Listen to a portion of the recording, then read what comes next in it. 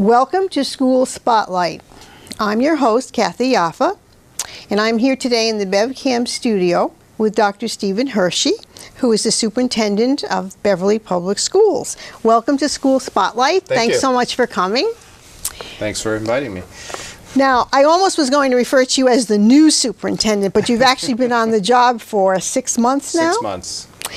Well, now that you've been here for 6 months, could you maybe tell us a little bit about what you see as your primary goal or focus for this upcoming year? Sure. I think the interesting part about being here for 6 months is I actually finished last year but never started the year. So as a new superintendent, from the standpoint of the front part of the school year, I still have the important part of getting to understand Beverly well enough to ensure that we build off of what's positive and exciting about Beverly.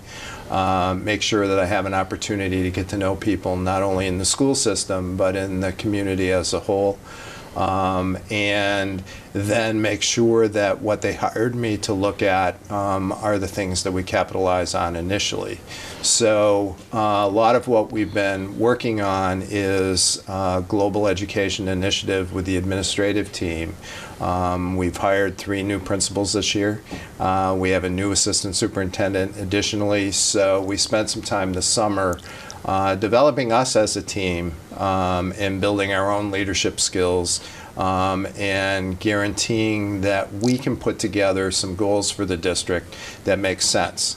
So our focus is very much in line with what Beverly's been working on for a while. 21st century skills, looking at it much more from a global perspective because that's been a lot of my work. And 21st century learning has become, like many things are in education, it's become a buzzword. So putting real thought into what that means for kids from the standpoint of communication, from the standpoint of creativity, to the standpoint of building instruction around critical thinking skills and guaranteeing that we build a robust school district from pre-K through 12.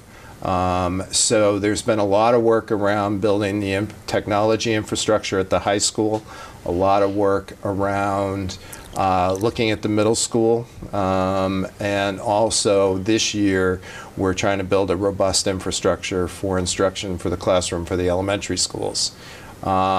The other part that I've known from the start is this is a really exciting time in Beverly from the standpoint of we're in the middle of a feasibility study for the new middle school. It's an exciting time. We've been meeting with staff, working with them, working with the school committee to look at what the future will be for students from 5th grade through 8th grade, and as a result, what kind of pre-K4 program we're going to build and what the implications will be of a new middle school, which enhances our ability to program that on the high school itself. Well, so there's a lot of stuff. Let me just, since you mentioned the middle school. Sure. Maybe you could highlight for us a little bit about the schedule that's going forward in terms of the middle school and when it's going to be a reality. Yeah, Beverly's been looking at working with the Massachusetts School Building Authority to come up with a pretty aggressive timeline.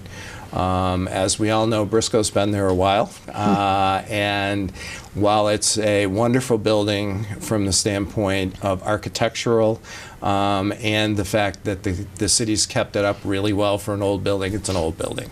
And it isn't necessarily conducive to the program that we're trying to build for middle schoolers. So the timeline is targeting the spring of 2018 for completion, which would allow us plenty of time from that point to September 2018 to move everything over to the new middle school and then be able to start fresh in September of 2018 with a brand new middle school facility. So right now, where are we in this? Right now we're in the feasibility study phase. Okay. So we've hired owner's project manager, which is Heery Corporation. We've hired an architect right now, which we're all very excited about, in AI3. And we've begun the process of feasibility study, which essentially means that we have to look at the Briscoe building, Memorial building. We have to look at the sites in both cases, and we need to look at renovation versus building new in both sites, and how we might be able to do that, and talk about what program that we're going to want to be in there when we open, to make sure that as it's designed around the program that we're trying to deliver for kids. And when will the next phase, the determination of exactly where the middle school is going to be? Yep, the feasibility study has two phases. So right now we're in the gathering of data around geotechnical, all of those kinds of things from the architectural standpoint, and for the administration to put together the rudiments of what the program looks like now, but also what it will look like in the future. And just before spring of this coming year, we will be at the stage, hopefully, to be looking at a design, starting to look at design. So between that and next fall, we will go through design phase that then prepares us. Next fall, we should be going to construction, hiring a contractor, and beginning the process of moving forward. So we're really looking at next fall is really the next major benchmark for what we're doing. Good. So there is a timeline in place, okay? Yep. Now, when you talked about 21st century education and global education, obviously technology fits into that. So maybe you could enlighten us a little bit about the appropriate use of technology and what is it that's coming along that might be new and different from what we already have. Yeah, I think the biggest shift, there's two parts to the biggest shift. So the first shift is we need to get away from talking about technology, and we need to begin to talk about only instruction.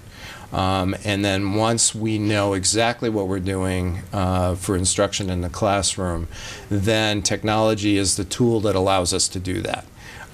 So the one-to-one program is an example where the real conversation is around how do you create a robust learning environment for kids at the high school level, and then the way you are able to do that is they all have a computer with them, a laptop with them every day to be able to access whatever materials we're trying to get in kids' hands. So that's an important part. The challenge is looking at 2018 and what will the technology infrastructure look at that point. So we know some things. We know that the smartphones, laptops, all of that conversation gets less and less about a specific device and much more about making sure the kids have access of the devices that they actually have.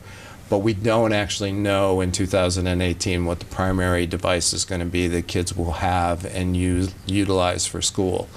The second part of it is anticipating where we're going with the cloud and what kind of infrastructure we're going to need to build to make sure that we can support the kids' ability to access what they need and the teachers' ability to access what they need all the time.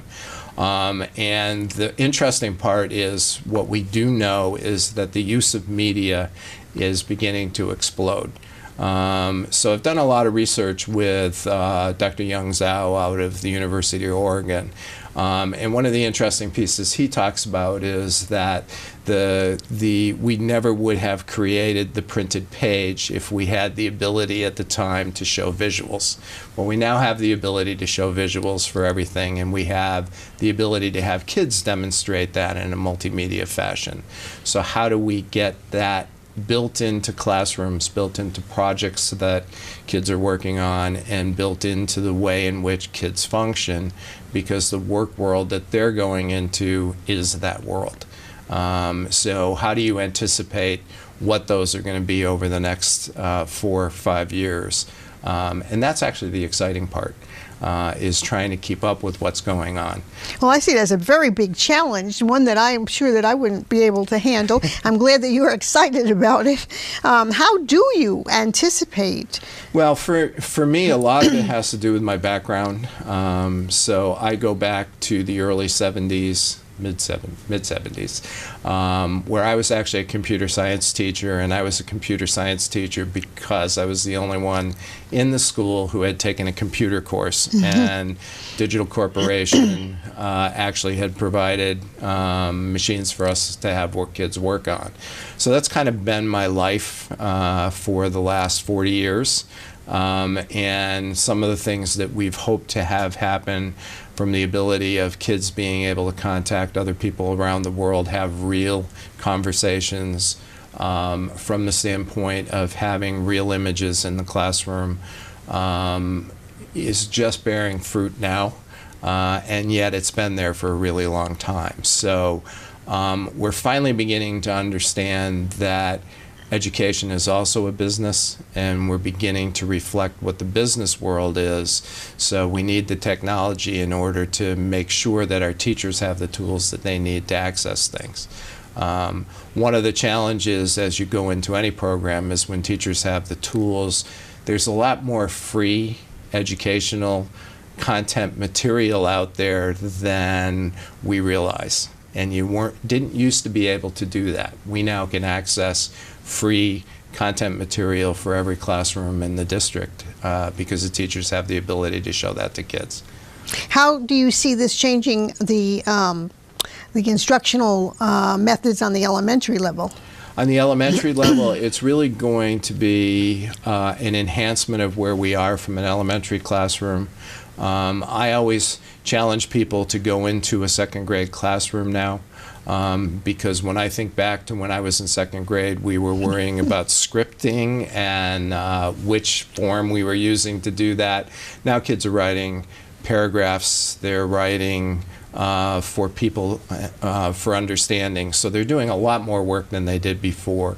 And their ability to storyboard. You know, we used to talk about storyboarding that teachers would actually put together for them, but that created one. Now kids can storyboard in their own writing at a very young age. So it has a huge impact for kids.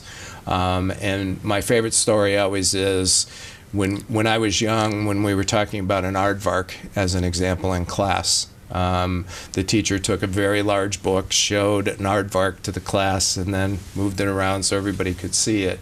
And now the difference is you not only can very quickly pull up a video of what an aardvark really is, but you can see from the standpoint of what its environment is, you know, what its eating habits are, all of those kinds of things in a very short opportunity for kids. So it brings stuff alive that we weren't able to bring alive before for the elementary classroom. And how about the global part of this? How will that fit in? Our hope is to find a good connection that gives us the kids a robust ability to talk to kids around the world and stay in communication with that. The biggest challenge is the time zone changes, but the growing global network of how we connect our kids in Beverly to around the world is beginning to emerge in a way that we can make sure that those kids have those contacts. As it already has in the business world. Right. Really? In many cases, we've been behind the business world for a long time, and right now we're beginning to be able to catch up. And people might ask, are the kids still going to be getting their basic instruction? Absolutely. In fact, communication is one of the most important things that we will be focusing on with kids. And I always use this as an example because it's easier for people, is if you get an email, the most important thing in an email is that that person capture you in the first paragraph. Otherwise, I know I get enough emails that I won't read it unless I've been captured in the first paragraph. That's a persuasive essay. So now we're teaching persuasive essay with an importance of why, because we really need to catch people's attention. But it's also looking at different things around communication, because body language, which used to be 60% of communication, body language isn't necessarily there when you're communicating now. So the challenge of being clear in written form or in multimedia form is extremely important. Because you don't have the advantage of some other things. So it's really getting kids to focus in a very real way. And math, I was a former math teacher. Actually, I'm probably still a math teacher. Once a math teacher. Once a math teacher, always a math teacher. Yep. And I look at it from the standpoint of I taught geometry, and the things that I could have done with my geometry class if the issue wasn't kids actually having to perform formulas and things like that, or doing projections around solid geometry where kids could model what they're doing first, so that the conversation afterwards is about, well, why did what you suggested not work? We can do that now. We can do simulations. Well, let me now just sort of branch off into what I think is kind of related to this, and that's the testing that's going on. Right now, we have MCAS and PARC discussion, and I guess Beverly is going to try the PARC initiative. Could you explain a little bit? First of all, maybe we should remind people exactly what these letters stand for. The MCAS, which is what the Massachusetts Comprehensive Assessment System.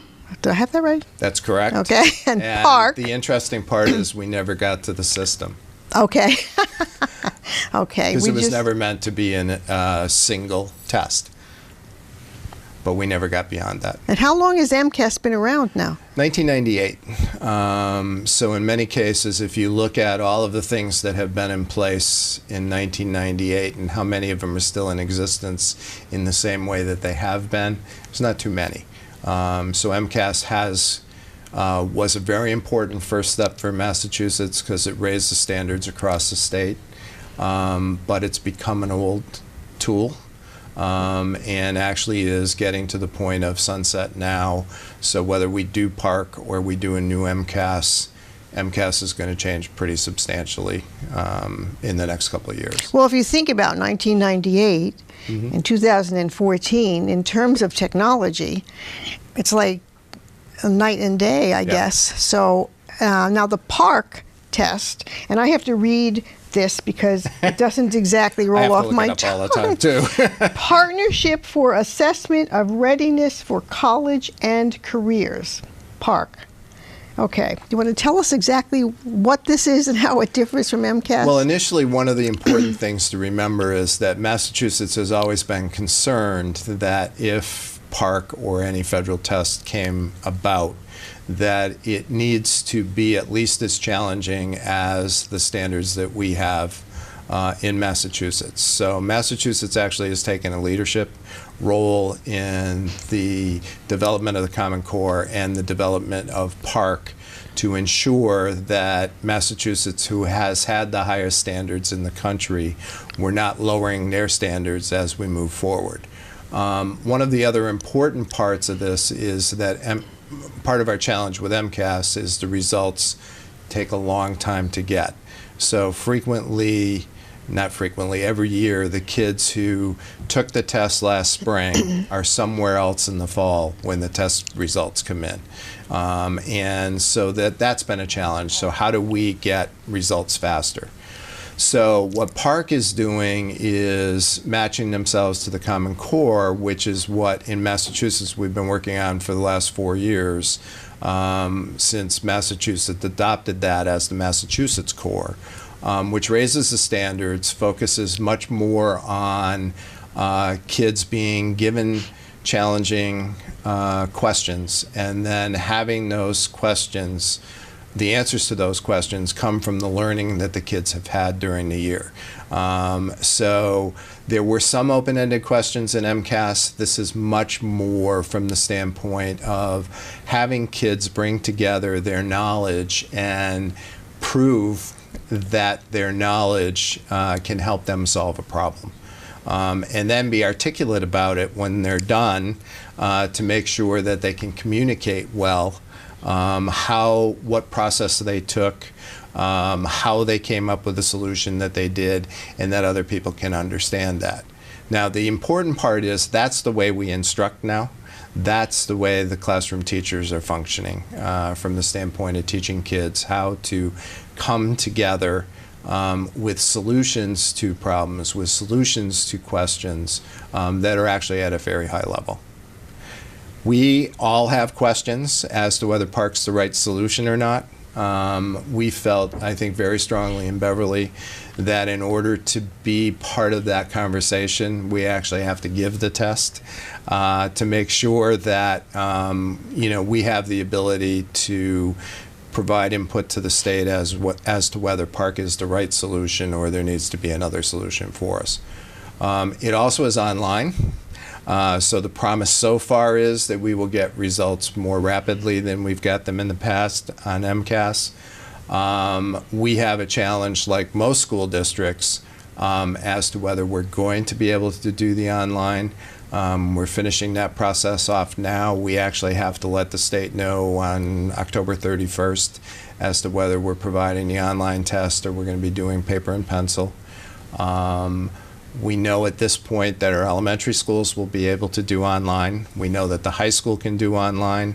The middle school is where we're trying to determine now whether we have the capability of doing the full school online. Well, it sounds like this is a very involved test. So grading it, I'm wondering what it looks like in terms of how the child's answers are evaluated.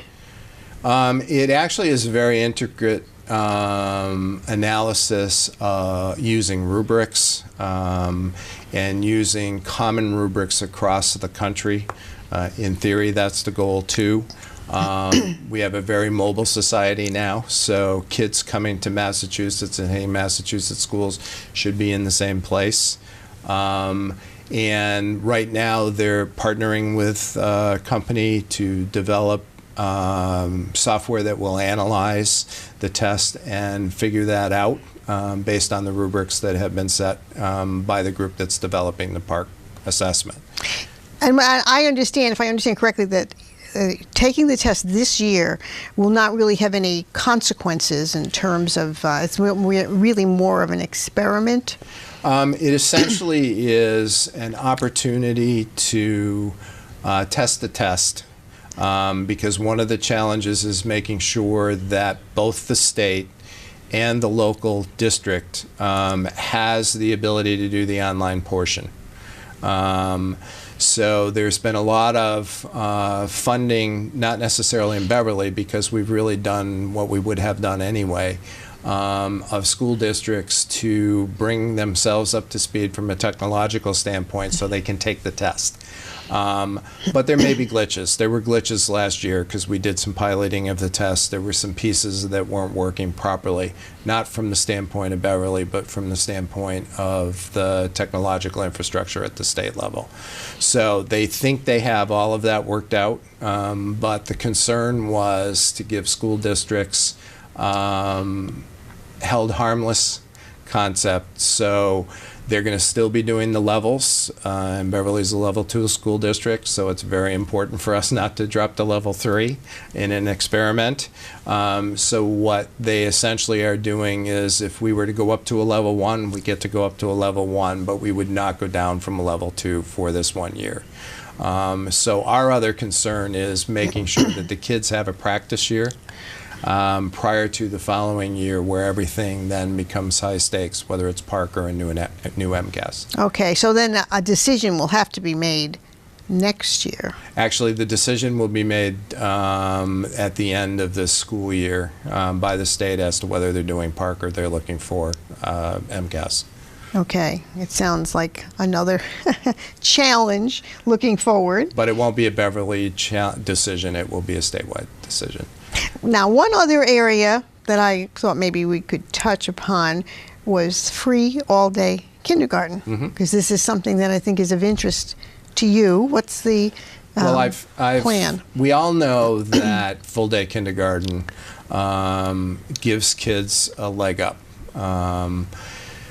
Statistically, we can prove that. The amount of work that we have to do as a first grader and a second grader now really kind of it's necessary to have a robust kindergarten year for kids as they come into the school district to get them ready. In Framingham, when I was there, we actually moved over to free full-day kindergarten because we felt very strongly that educationally it made sense. The challenge is financially. So right now we have the vast majority of our students right now are in full-day kindergarten. but it is fee-based, and we have a structure of scholarships to help people with the cost of full-day kindergarten. The requirement in Massachusetts is just a half a year, so that's why many school districts are at that point. So one of the things that the school committee is interested in is coming up with a financial model as to how do we finance the conversion from where we are now to free full-day kindergarten. And some of it is help from the state. So Chapter 70 is the funding source from the state to Beverly from the standpoint of the distribution of income tax to assist the school, Beverly, in funding their schools.